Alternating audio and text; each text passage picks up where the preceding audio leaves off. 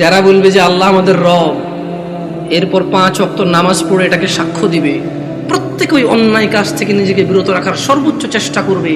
কোন অন্যায় লিপ্ত হলে সঙ্গে সঙ্গে ক্ষমা চেয়ে অনুতপ্ত হয়ে সে অন্যায় থেকে ফিরে আসবে, আর বেশি বেশি আল্লাহর প্রশংসা করবে, বেশি বেশি নিজের প্রতি যে অনুগ্রহ তার স্বীকৃতি দিবে, আল্লাহ যে অনুগ্রহ করেছে। পিতা মাতা আত্মীয় স্বজন সব দিকে খেয়াল রাখবে। ফেরেশতারা বলছে তোমাদের বন্ধু আমরা দুনিয়াতে, আখিরাতে ওখানে থাকবে তোমাদের যা কিছু মন চায়, আর যেটা যেটা তোমাদের থাকতে ইচ্ছে নেই সেটা সেটা রাখা হবে না ওখানে। মানে তোমার মর্জি यार, जो तुम कहो वो होगा, তোমার ইচ্ছা ইচ্ছা ওখানে। तुम क्या चाहते हो, কি লাগবে তোমার সেটাই রাখা হবে, কি লাগবে না তোমার সেটা রাখা হবে না। সুবহানাল্লাহ। নুজুলাম মিন গফুরির রহিম।